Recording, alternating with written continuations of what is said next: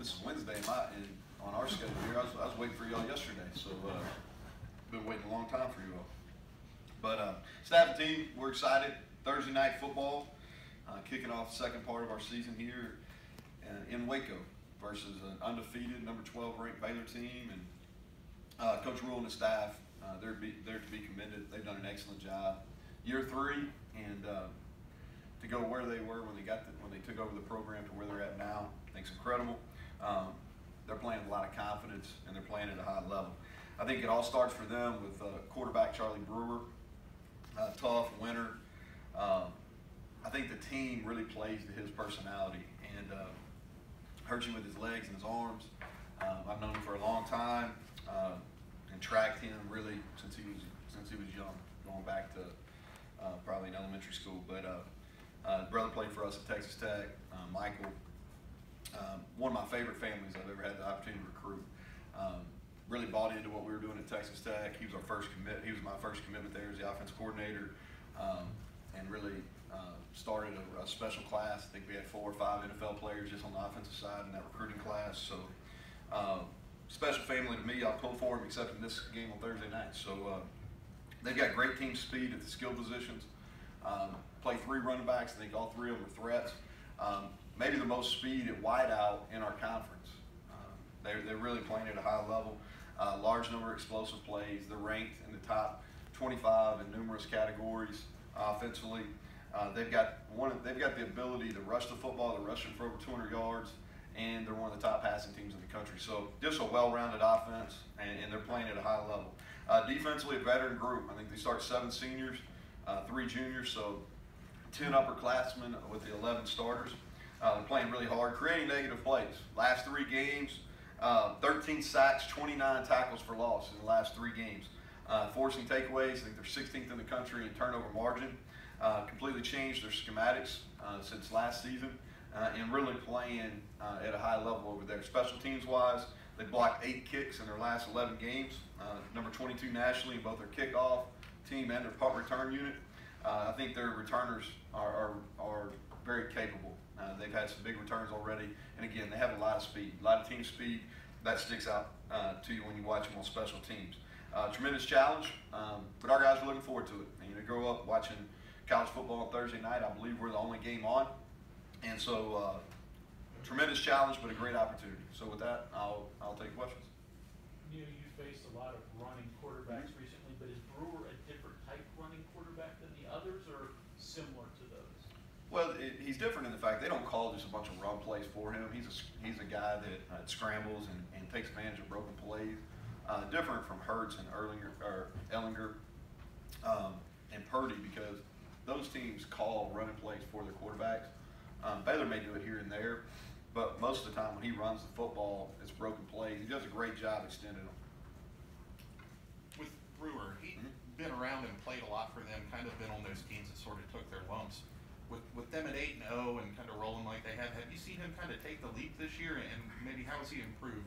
Well, I think he's a kid that's really probably had some pressure on him since he started playing. He was at Lake Travis, and just another quarterback in that long line they've had there at Lake Travis, and was really successful there. Not only his brother was a really good quarterback at Virginia Tech, but his dad was a really good quarterback at Texas. So it's kind of family lineage. He went in and started playing as a true freshman, and took some lumps during that early in that. I think in the season they won 1 game.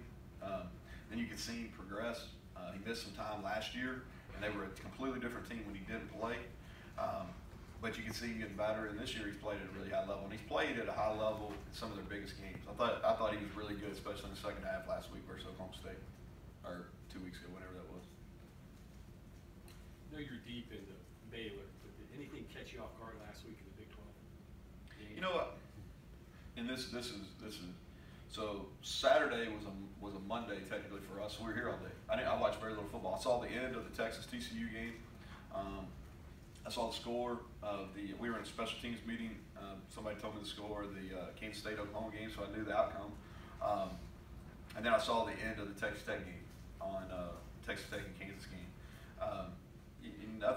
Nothing there. This is a league from top to bottom. I think that's really good. I've known that for a long time. I think that depending what Saturday you play or Thursday you play, I think anybody's capable of beating anybody. And so college football, man, you're dealing with 17 to 23-year-olds. If y'all get that figured out, let me know. Your injury situation, anything changed since we talked to you last week? Nah, I think Qualls, questionable, maybe even doubtful, and anybody in particular you were wondering about? I mean, most of the rest were out.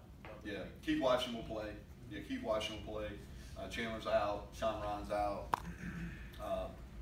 Qualls, that's the only one I really can probably update. So how little was Charlie when you were recruiting as pro? Did you go in the home? Do you remember him as a kid? Yeah. No, I remember him when we were recruiting Michael for sure. He came to camp. He was probably, let's do the math here. So we recruited him in 2010. So that's 9 years ago. So he came to our camp several times. He and Jared are the same age, so we have both their brothers. What impressed you most about what Baylor did at Oklahoma State a couple weeks ago?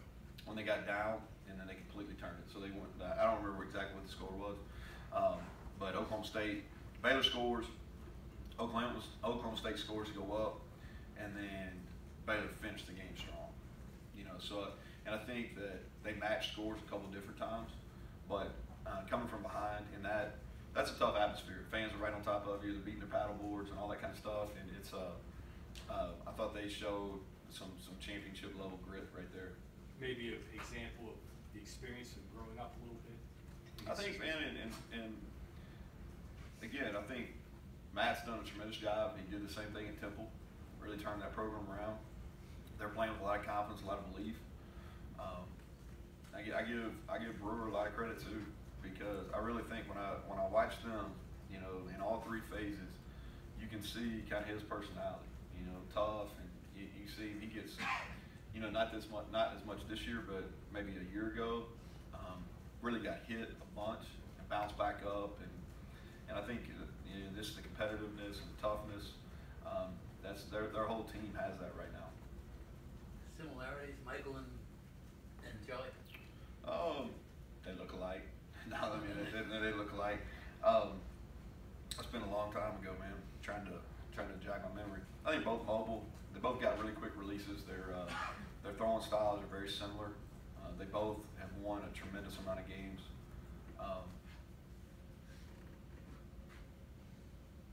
I never got a chance. I never coached Charlie, so I can talk about Michael, but I had him when he was young. Had his first 2 years. They've been very disruptive tackles for loss. They've been ahead, so I think they've gotten ahead in games. So I think that's been a part of it, where teams have had to throw, so they've been able to get after the quarterback. I think a lot of those, they do a really good job. They play really relentless up front, and what I mean by that is, I think Reuben Jones plays relentless up front for us. He's a high motor guy. I see across the board that with them is because what happens is they play a lot in coverage, so they have 2, sometimes 3 safeties a bunch in coverage. So the quarterback is having to hold on to the ball because he's trying to find an open spot.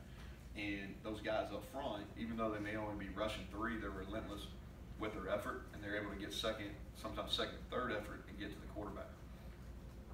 I looked at the catch that Sam made against Texas. Mm-hmm. I looked at the Bryce Wheaton catch against Texas. Mm-hmm. Sean Ryan's got the strongest hands in the world, looks like. And then that catch Ollie Jennings makes against OU. Yeah.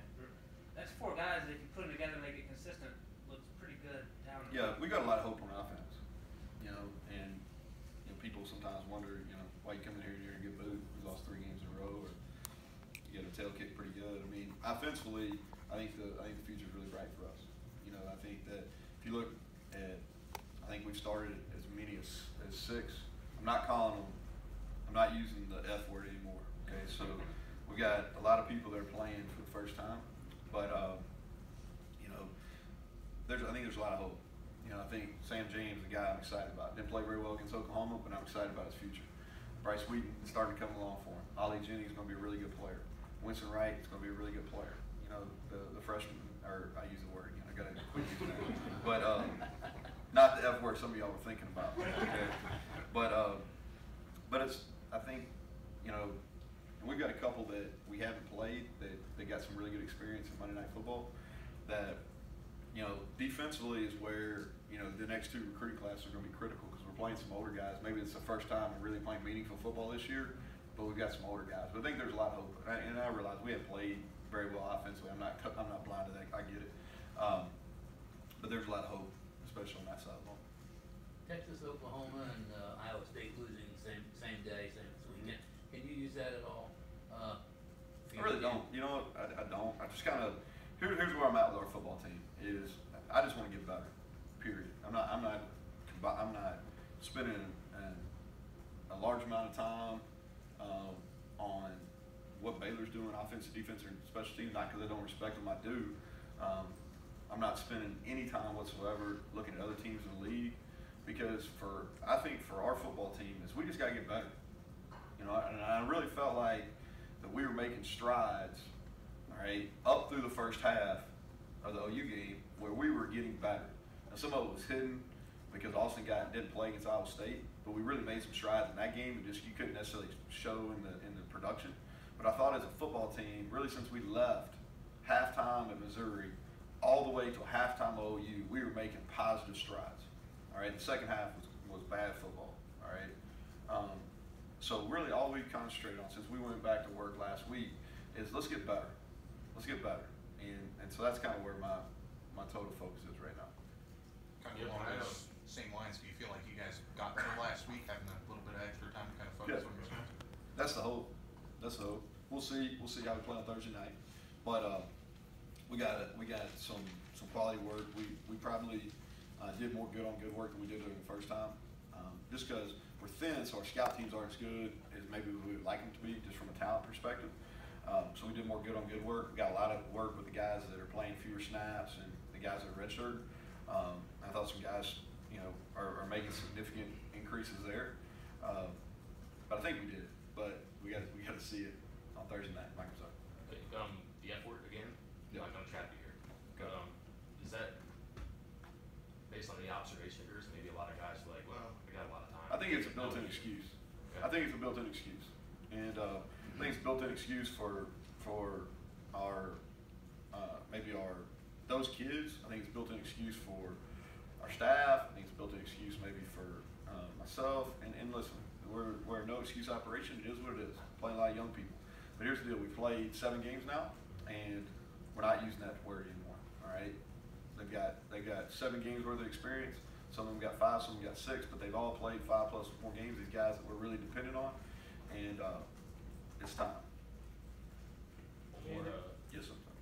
a redshirt, or excuse me, a F word you haven't played yet is Mathis, and I think that might be a guy who can help just because your numbers and running back is he anywhere near. Yeah, so I think he's if I had to pick one guy that really stood out last week was him. He missed. He's a little bit behind. He had a little knee injury that he was out for 3 weeks. So he's coming back.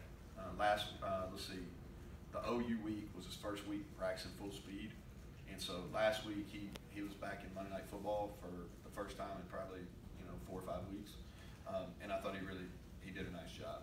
You will see him as we go. Will it be Thursday night? I'm not sure yet. He'll travel. He'll make the trip. Whether he'll play or not to be determined, but he will play and get some carries at some point this year. Band position with balls out, with Colin out, what do you? Yeah, so we'll be a little bit piecemeal there. I think that Jared Bartlett will play this game. He'll make the trip, and this will be his first significant action he'll play. We have some flexibility there with Abbott, Campbell, and Tongree. They have the ability to kind of play Mike or Bandits we'll have there, and then Sandwich played some snaps against Oklahoma, and he'll be able to give us some in this game as well.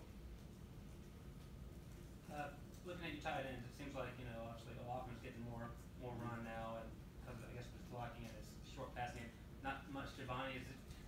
He's been a little banged up. Yeah. Yeah, he's had an injury that doesn't allow him to run full speed, so he's played some and some run and some pass protection stuff. We haven't been, I think today we'll test him a little bit more, but that's the main reason behind that. When he's healthy, can he stretch the field on the seams? I think that he and O'Loughlin both have the ability to do that.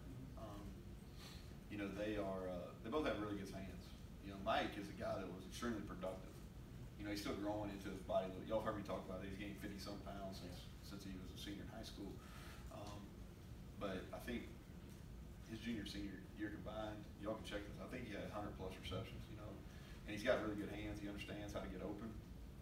He's got to understand some of the technicalities at this level, being able to separate and being able to use your size to your advantage. I like for both of them to play bigger. You know, I think sometimes they both play like they used to be. You know, maybe they still see themselves as 195, 200-pound guys, and now they're 250-pound guys. I like for them to play big, but they both definitely have skills in the receiving. We've used them more and more. I think potentially they could be threats in this game. With 3 losses in a row, how do you fight again? How important is getting a win somewhere? It's always important. That's the goal, to go win. Again, man, we really have, and the kids know, but I haven't stood up there and said, hey, we got to stop this streak or anything like that. Obviously they've lived it, so they know that we're on the streak of the opposite kind you want to be on. But we've got a break. I think there's kind of renewed focus, renewed energy. But we got a huge challenge playing a team that's undefeated. It's number 12 team in the country, and playing with probably as much as confidence as anybody right now. Do you have any rules, post win versus post loss? Just But how a locker room looks, or does it police itself? I think that people want consistency, and so we're pretty consistent in our approach. You know, it's how our guys are evaluated is it's been the way the whole time. And I went in detail explaining how they were going to be evaluated after the debacle at Missouri, and that's basically we're evaluating them on their effort or how they strain, their physicality, and if they're doing what they're coached to do when it's been well defined. And if it hasn't been well defined, it's on us. But those are the 3 things that we're evaluating them on. And whether we beat NC State, we come in here, they're going to be evaluated on those things. Whether we lose when we had a chance to beat Texas, we're going to be defined on those 3 things. We lay an egg in the second half against OU, we're going to be defined on those 3 things. And I think leadership needs to be consistent. They need to know what to expect. All right, I don't think you can be too high and too low. So that's kind of how I've approached this with them. Is this Reese's best stretch that you've seen him play? I mean, you have only season, but looking back at all. Yeah, you know, he is playing, and I think it's a credit. I'll say this, and I'm going to go off the question you asked for a second. But if you see a couple of those seniors, like I think, you know, we don't talk about them enough as far as like Colton McKivitz, Josh Norwood, Reese Donahue, like Keene Bailey, Keith Washington. Those guys, at the end of their careers, man, are really playing their best football. And I do think it is. You know, I've watched Reese last year. Obviously watched him all through this year. He's playing the best stretch of his career right now, without a doubt. Is it just effort with him? I mean, I don't want to say it was a knock on him, but he just kind of did his job, and he never had a big sack for TFL numbers, and all of a sudden, slowly but surely. Well, you know what? So the schematics are different. Yeah. You know, last year, and this isn't right or wrong, just speaking what it is, really gap holders. Gap holders allow them the second and third levels to make a lot of plays. We move our defensive line a lot more. We're looking for more of a penetrating style defensive line. We get those guys in more one-on-ones, and we need them to be more players, okay? And so I think the scheme has helped him from a production standpoint. But he just plays really hard. He does what he's coached to do. Is he the most talented guy that we have? No. But he plays really hard, and I think good things happen when you're doing what you're coached to do, and when you're playing the game extremely hard. I think that's what you're seeing with him. Going back to the consistency that you try to establish, there is a shock value sometimes in stepping out of that and saying, okay, we've done it this way now, bam.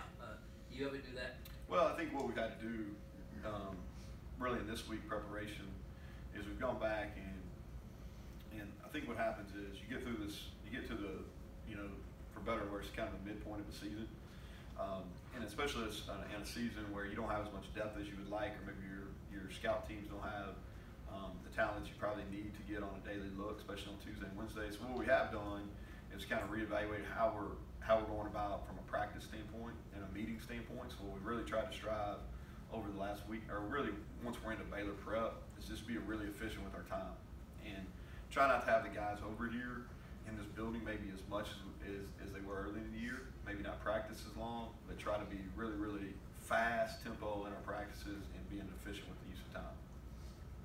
Your first weeknight road game here, how do you entertain the players throughout the day on the road? Yeah, so it is. The good thing is we played a lot of these last, we've played about every night you can possibly play on. And so I like these games. I think they're showcase type games. I think our players I think players in general just enjoy playing on these games. So what you try to do is it's a late kick. We hadn't even played a night game yet, have we? I guess we're going to play one for the week after either, which I'm fine. I mean, I'm okay with the night game. But especially on these midweek games, you got to be a little creative because if you play a night game on Saturday, well, guys there's plenty to watch on TV.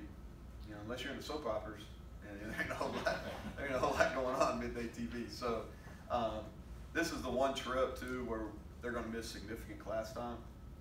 So they'll miss most of the day on Wednesday, and then all their class on Thursday. So what we'll do is we'll tie in an academic window on Thursday.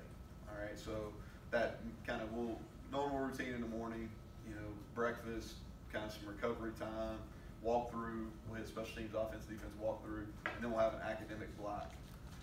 And our academic people are traveling with us. So that's kind of how we eat up some of that dead time. Okay, thanks, Coach. All right, thank you all.